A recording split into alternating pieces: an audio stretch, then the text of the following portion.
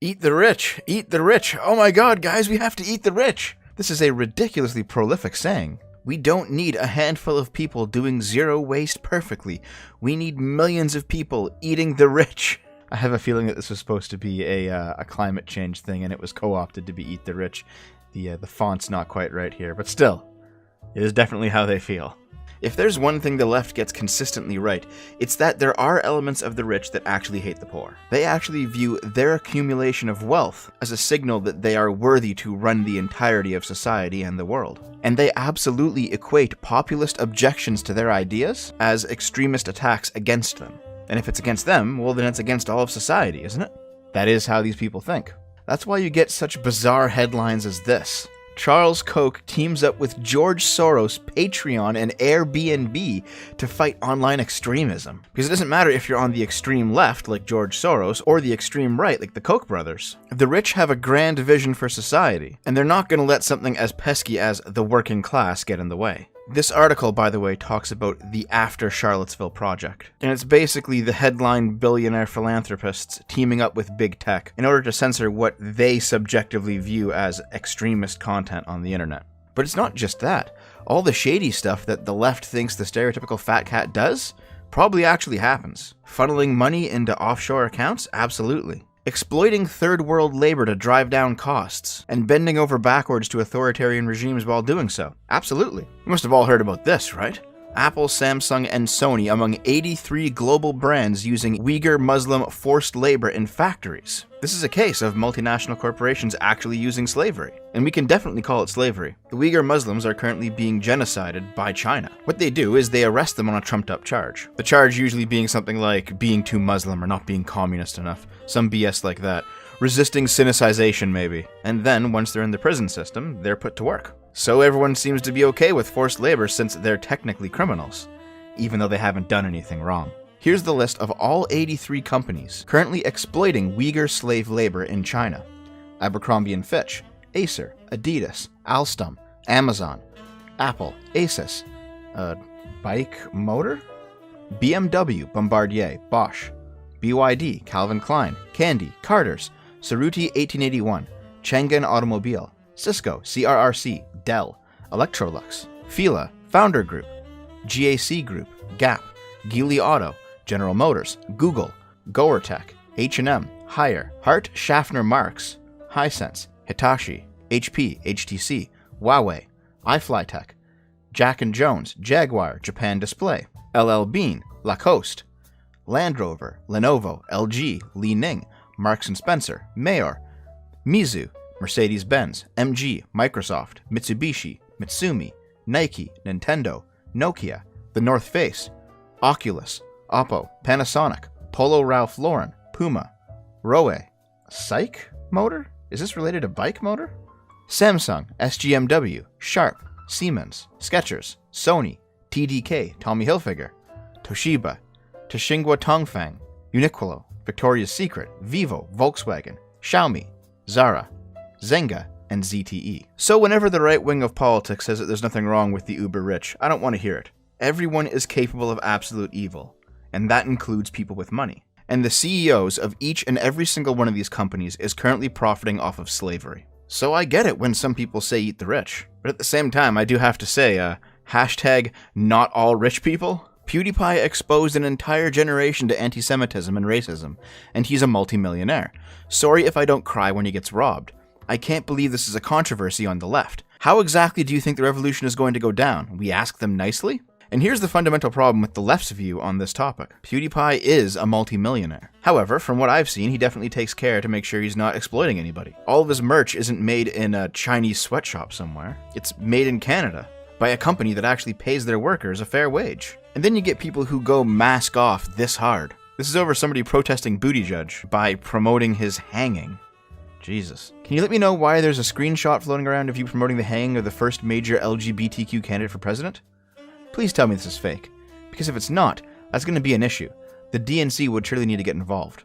If it's not true, please advise now. 1, I'm gay, so okay. 2, I didn't threaten him. I said he deserves the same as billionaires. You're gay, so you can promote the hanging of gay people? That doesn't make any sense. I am so upset that this is true. To promote the hanging of those you disagree with is just wrong on so many levels. I'll be contacting the Texas Democrats. This is unacceptable. Only billionaires and those who serve them. I never said anything actionable, so whatever. I think Pete is a ladder-climbing sociopath. I couldn't give a fuck if he's gay. He's a shitty, self-serving asshole who works for billionaires. That's your opinion. One of you advocates the hanging of political enemies, the other debates them. Seems to me he's not the sociopath between the two of you. Anyways, I'll leave you alone. Wouldn't want you to be late to that lynching you have planned later. Frankly, I prefer guillotines anyway. I'm sure you do. These are the radicals that the left has courted over the past decade or so. And they're finally beginning to reap what they've sown. Simply being rich is enough to get you on their hit list, even if you actually got that money fair and square. Of course, their counter-argument will always be that there is no ethical way to get rich. And whenever you ask them to explain that, they fundamentally fall back on the idea that all employment is inherently exploitative, because the worker has no choice. He needs the money so that he doesn't starve. So even though he's consenting to work there, and he's agreeing to exchange his labor for money, because he's being coerced into it by the threat of starvation or loss of shelter if he doesn't work, then it's not a real choice. And maybe it's just me, but this sounds like very similar logic to what those lesbian incels like to say about straight women having sex with straight men. That the woman's consent isn't actually real because men hold all the institutional power. In any case, the fundamental flaw with their argument is that it's not a function of capitalism that people need food and shelter. It's a function of reality. Even if you lived in the communist utopia, somebody somewhere would have to labor to create your food and your shelter. Capitalism simply says it might as well be you who does it, since you're responsible for yourself. This complete lack of understanding has created a group of people that are basically like this person here. If I can't even afford ramen, I'll eat the rich. A packet of ramen is what, 50 cents or something? Meanwhile, she spent probably $200 or so on these boots. And where is she? Looks like a university? How much did that cost to attend? How about the rest of your clothes? Was that expensive? That's a pretty good looking backpack there. And wait, are those car keys? I don't think this woman's been poor a day in her life. And that is the fundamental rule here. Whenever somebody on the radical left says, eat the rich, what they define as the rich is anyone who has more money than them. And they want to eat them not because they're starving, but because they're jealous of their success. I mean, what does your average university professor make? Sometimes 6 figures a year, definitely at least 5. Probably pretty high up there in the 5 as well. That's like solidly middle class. And yet they're the ones who are indoctrinating year after year of students into bougie communists. And why? I know there's that banned video from Yuri, whatever his name is, from the KGB. It was taken down off YouTube stupidly a little while ago, where he basically admitted that the Russians had infiltrated the West's academic sphere, and they were going to use the universities to spread communism. Theory checks out. But I'm not sure if it's that. I bet if you added a 0 to the end of the salary of every single arts and humanities university professor, all of this eat the rich nonsense would stop. Because we're talking about extremely intelligent people who were led to believe that their intelligence would open doors for them in life, and to some extent it did. But you can't just be intelligent to be in the 1%, you have to be intelligent and hardworking. And a bunch of people who skipped over higher education, who became entrepreneurs, and who built their own businesses and became rich that way. I could definitely see a lot of these ivory tower grifters being really resentful about their success. In any case, when you're talking about eating the rich is whoever's richer than you. Let's take that to its logical conclusion. Mark Ruffalo, the $1 million actor. It's time for an economic revolution. Capitalism today is failing us, killing us, and robbing from our children's future. Oh, holy... Dude, you do realize that you are going to be the one who gets guillotined, right? Like, you are the 1%? The Young Turks' progressive founder urged his staff not to unionize. At a tense meeting with employees, Cenk Uygur argued that a union doesn't belong at a small news network struggling to make profits. I thought you were the biggest independent news network, dude. What do you mean, small network? The best passage in the article is this one. Uygur said he was caught off guard by the union effort that appeared on Twitter the day of the meeting, and that it was so early in the process he wasn't sure if it was real or he was being punked. He acknowledged that he threw papers in the meeting in a downward direction, not towards anyone, and that he reprimanded an employee whom he believed to be smiling.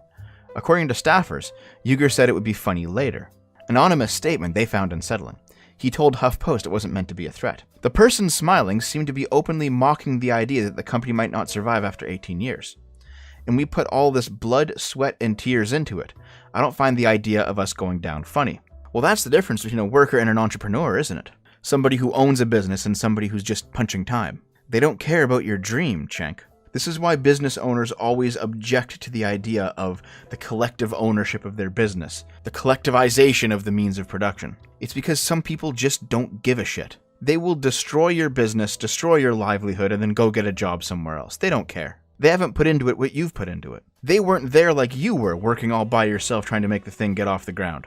They don't give a shit. Why should some socialist government force you to co-own with them? They're obviously not on your level. But this is the environment that the left has made for themselves. Cenk Uygur doesn't view himself as one of the rich that needs to be eaten, but his employees certainly view him that way. And they're all too happy to destroy the Young Turks in the name of social justice. And speaking of governments forcing businesses to be co-ops, remember when Vosh the brainlet in his debate with Sargon said that that's exactly what should happen? That businesses should be forced to be co-ops because they're more just, they're more moral, they're more productive, they're better for everyone? Well, let's listen to Vosh talk about why his business shouldn't be a co-op. So you are a monopolist owner of a means of production called the Vosh channel. I had a look through your channel. It's not a gotcha thing. I'm genuinely curious. And you seem to be the host of every show. And so I'm kind of curious why the people who work with you don't get to host your show. In other words, why don't you take your channel and do what you suggest is the best thing to do, have other people host your channel, share your profits with them, get them involved, rather than paying them in this cold, dry calculations of mutual utility stuff. Why don't you put your theories into practice? Yeah, I do think there are reasonable thresholds of worker participation behind which it's not reasonably expected that you should adopt a cooperative model. For my case, an example, I probably do about like 95% of the work to keep the channel afloat. But you wouldn't if you let other people host, right? Well, that is true. I could spread the work around more, but the main reason why I think the co-op model is essential, and broadly speaking, is because it is a solution to this very particular type of wage exploitation that we see in the traditionally run firm. And but that's what you were talking about with the people you pay. Why don't you invite them in to collectively own your channel rather than pay them if the wage paying is exploitive?